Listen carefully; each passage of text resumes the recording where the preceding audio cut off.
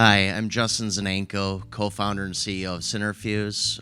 We are a medical device company that completed a proof of concept study in low back pain for fusion patients that suffer with dealing with opioid addiction and getting them off of opioids. And our company was founded in 2018, and we've raised over $23 million of capital to date, and ended up completing our trial, going through and persevering through COVID. Hello. Man, we're just no luck with these microphones. Does yours work? Testing. Hello. Yeah. Okay. I do not have $23 million. Although I've been looking. I haven't found it anywhere. I'm probably on the far opposite spectrum. I started a company myself, never really had the money to do it. So it was more of a kind of a piecemeal system, kind of working to get it running. But I was full of myself and had a huge ego and thought I could do something that statistically would fail, and I just went ahead and did it anyways.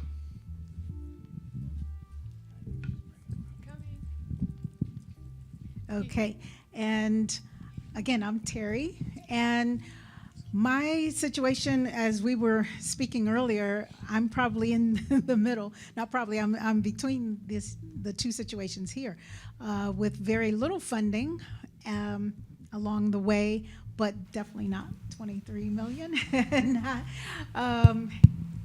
And I will just go ahead and talk about how my pivoting started. I was in corporate America for about 19 years when I had a heart attack at age 40.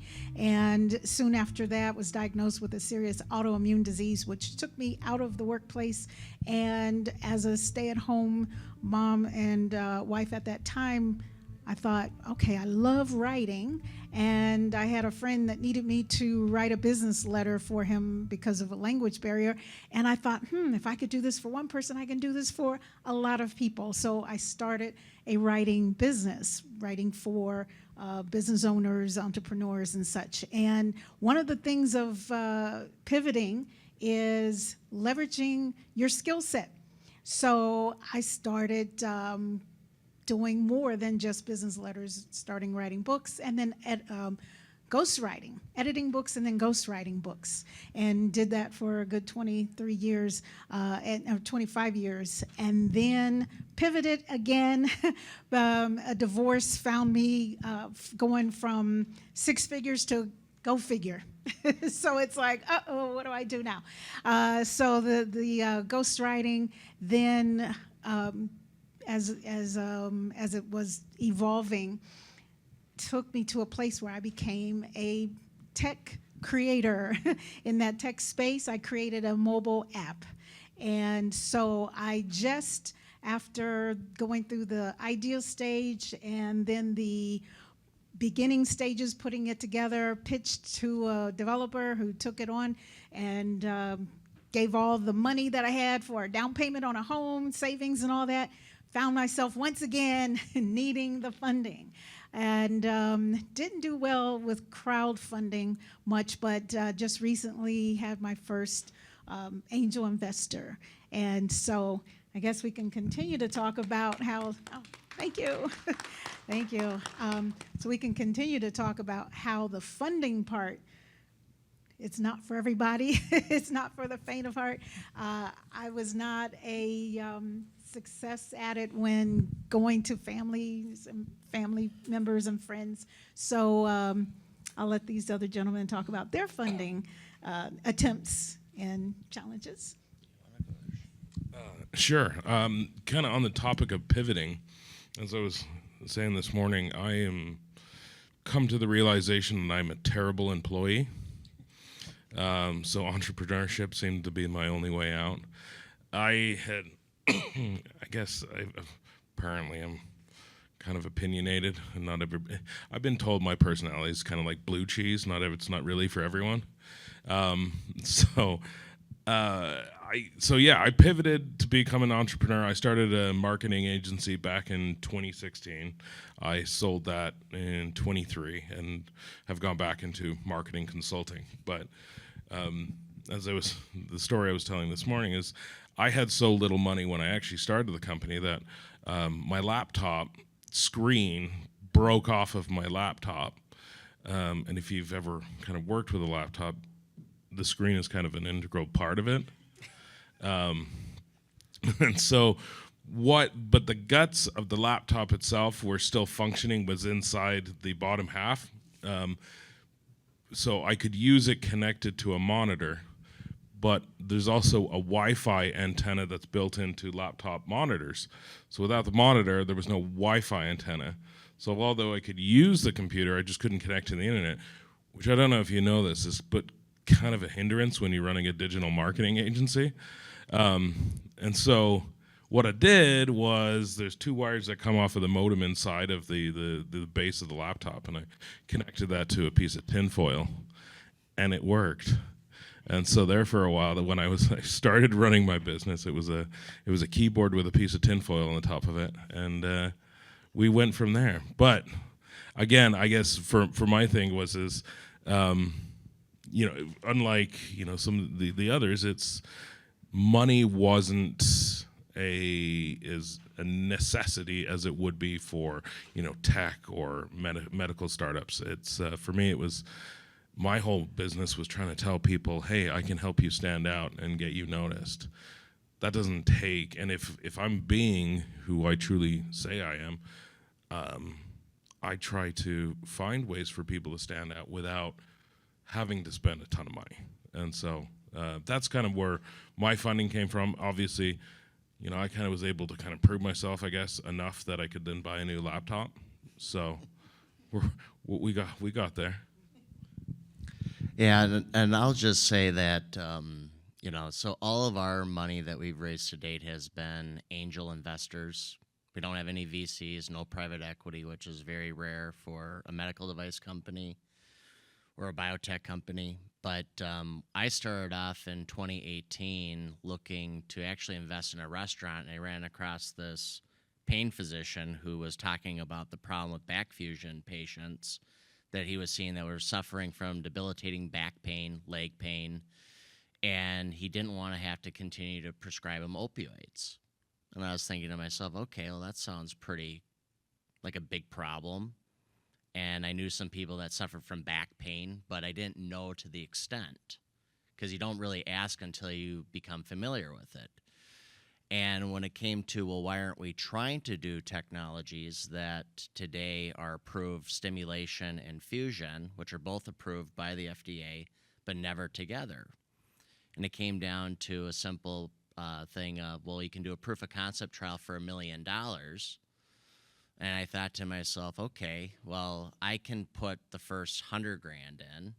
And then I knew some other people, and I've raised all money from friends and family to start with, got some proof points, got some IP, but the patients, and we got an FDA approval, but the patients weren't coming because we were taking it from a neuroscientist perspective, not a spine surgeon's perspective.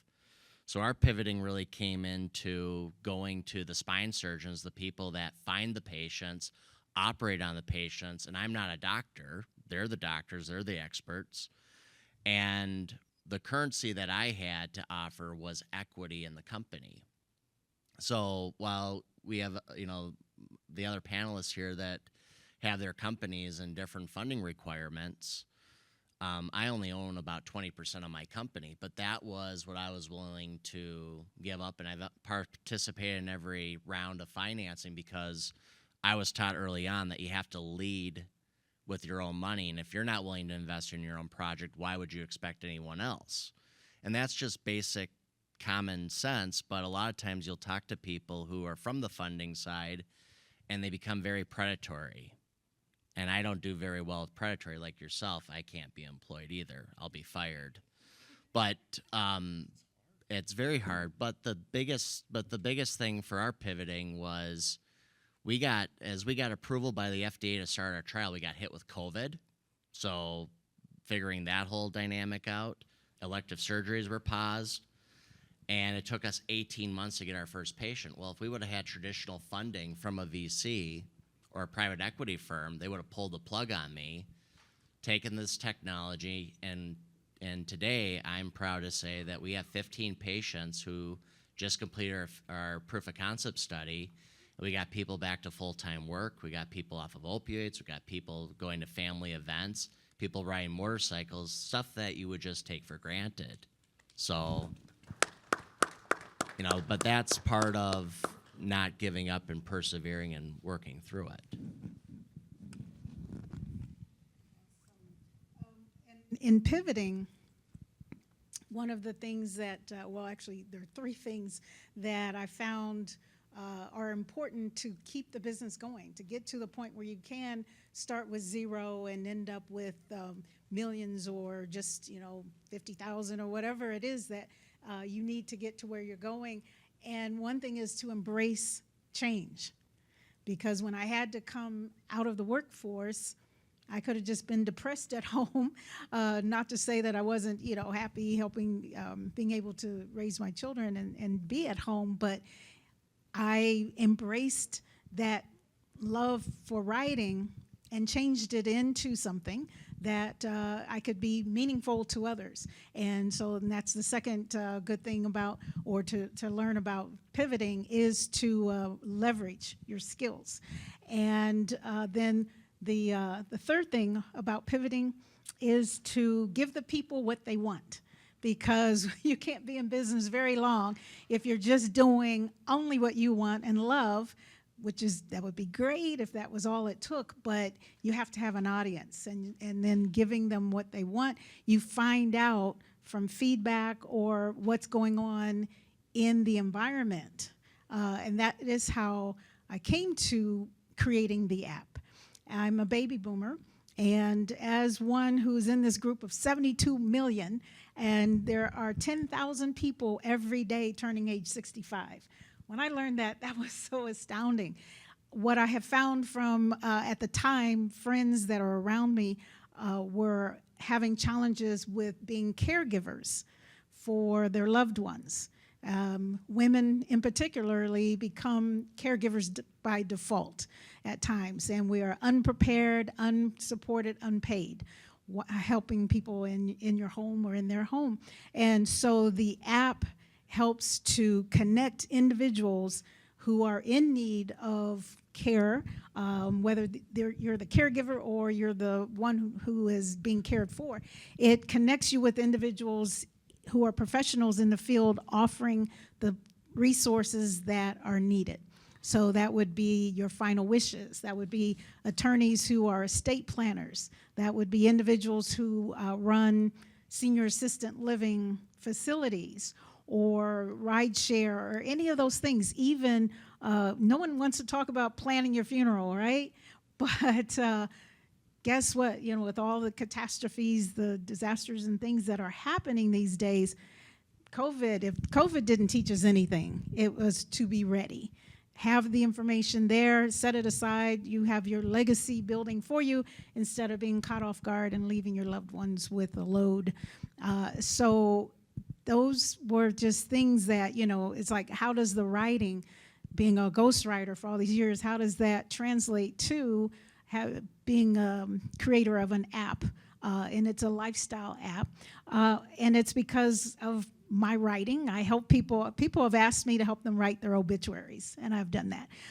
Writing other things for them or helping them get the information that they need to do their whole estate planning. A lot of those things, and even writing their memoirs so that their family members have that in the end. So where those things didn't automatically happen in the beginning, as you are going through a transition in your life with your business, you find those different needs that are out there. And so just being able to embrace what individuals need as you come across them, especially with marketing, that changes so much.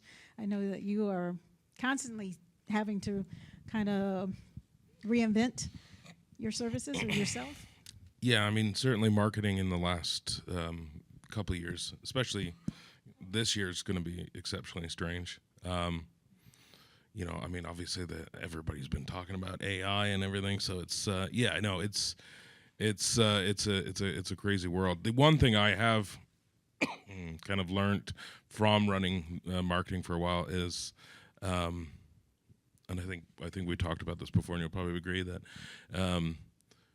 funding for a business or a startup isn't really a guarantee of success. It's I've met so many entrepreneurs that have started a business that they had a great idea and it's flopped. And I think understanding, kind of being realistic with yourself right off the bat. Is it a good idea? Does anybody want this?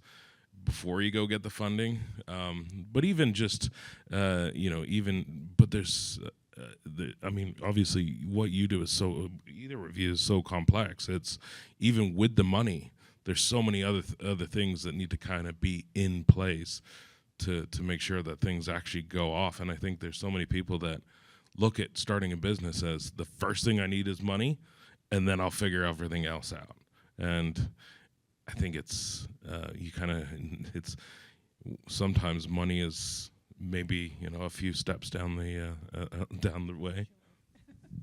Yeah, it's kind of, you just start, and you can't be afraid of failure. I was told many times by many people that, if this was so good, Medtronic or these big billion-dollar companies would have already done it. And what you realize, because I came out of biotech, gene editing space, where we were focused on trying to grow transplants for kidney patients who can't get transplants. But the thing that was most interesting with me from the medical device space is our healthcare system is so broken and so backwards. The medical device companies take their lead from the payers, the healthcare companies, the insurance companies.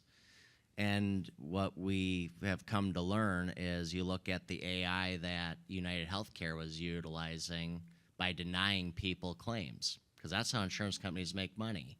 You pay a premium and we deny your claim. And then we continue to deny your claim. And if we as a society want to see changes, or entrepreneurs want to get into it, you have to start, and you have to not be afraid of failing, because you're going to fail. You just have to have the perseverance to keep going, and you have to find the right collaborators, the right partners to bring into your company. And by the way, I don't know anything about spine other than I found the right spine surgeons who educated me. And it was a fast education process, the same thing with IP. And you start building the building blocks that you have to take perspective from your investors, from the people that are going to utilize your product, but also the patients, and learning about what are their struggles, what are they trying to overcome. And by bringing that perspective in, you're not just trying to change it with the person who's going to do the surgery, but the final outcome of, is the patient going to get better? Are they going to get off of the intended piece, which in our case is getting patients off of opioids and back to the workforce and back to their lives? So just starting, I said $23 million, but the reality is when I started, it was supposed to be $1 million. And 6 years later, it's $23 million. Well, the only way I got there was by believing and continuing and getting the right people to help me. I didn't get here alone. I got here by a lot of people that believed and supported the vision. And at the end of the day, the only thing that drove me was the fact that I know that these patients are going to have a chance to get better. So that's what pushed me through it. If I didn't have that, I would not be here today. It's too hard to do. You have to have something that can be meaningful, impactful. And that's the same thing with any of these startups or funding opportunities or needs, is do you have the long-term vision and goal of improving the people that you're serving?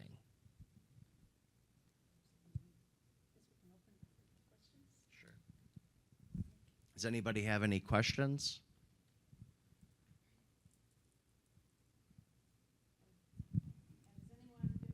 With having to pivot in their career or just even in their personal life with situations that have happened, and would like to share a bit on how you persevered through that. I wanted to ask, funding's often a challenge for many people. They don't know how to get started. And there are many organizations that want to help you take your money to do it. And just wondering if you ask for help or how you might guide people if they're looking for help developing funding. So in my scenario, I was fortunate enough to, my background's a certified public accountant. So I understand numbers and I understand what investors are looking for, that framework. But I had to go, and I was very fortunate early on to have find attorneys, find people who knew the documents that I had to get put together, the PPM, private placement memorandums, put the disclosures together.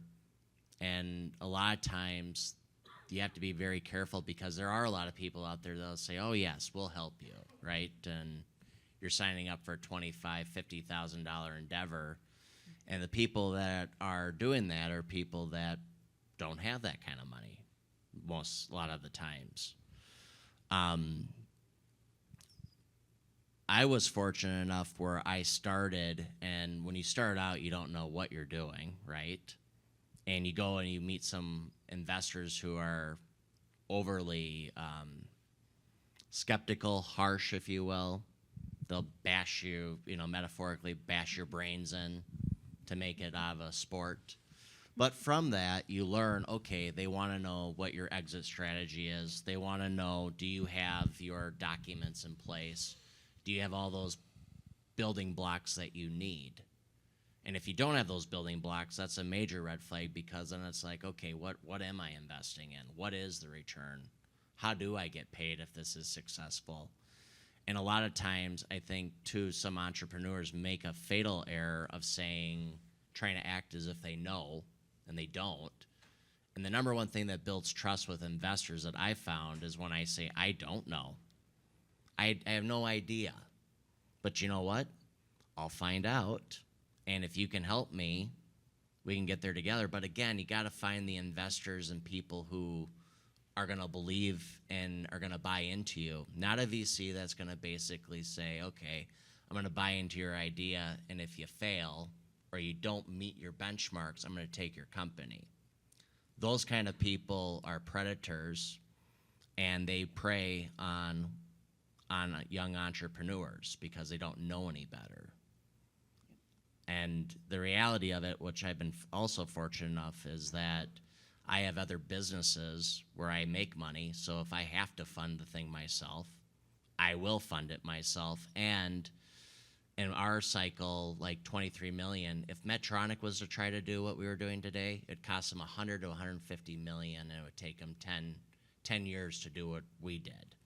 So our cost of capital is very low, which is attractive because at the end of the day, if we get diluted into oblivion, those investors aren't going to get a return. So you have to, I take it from that perspective too, of your capital is my capital, and I'm in the same position as my investors, otherwise it ain't going to work. And I will add to that. I can learn how to turn this on. Yeah, so having connections or utilizing your skill set, going back to that. As a writer, one of the things, well, many things, and I did mention about after I was diagnosed with the illness, it took me 12 years of researching to find out how to get rid of this. And 12 years in, I learned about nutrition as a way. And it just took 7 days of going 100% raw. Got rid of all the symptoms that I had. It's been 13 years now that I'm disease-free. And so thank you. Yeah, and so I started writing about that. I have several books, 3 or 4 books on health. But writing for me was always my superpower. So using what you have. For instance, I went to, I have a master's in law, health law, and when I checked into this program at Chicago Loyola School of Law, it was only for people with legal background and medical background, which I have neither. So I wrote my way in. I petitioned my way in there by writing a letter as to why I need to be in this program. So I have the degree that got me there. And so just writing letters to people, to potential investors, sponsors, and telling your story. I can't, emphasize enough. Everyone has a unique story. Everyone has a wonderful story. Your story is like no one other's. And a coach of mine told me, or said, which made so much sense. They said the worst part of your life or your upbringing, your story, the worst part becomes the best part of your message. So if it's something that you love and you're looking to raise money for that project, telling that story and pulling at the heartstrings of those who are potential investors will get you there. Yeah, I think the only thing that I would kind of add, kind of touching about really on both of what you said, is that I think being an entrepreneur, you have to be arrogant enough to start a business, but then also humble enough to surround yourself with people that are way smarter than you. So that's the only, that I think, when you're looking for raising capital, is understanding like you probably need somebody else in the room other than yourself. So I would say if I'm the smartest one at the table, I'm at the wrong table.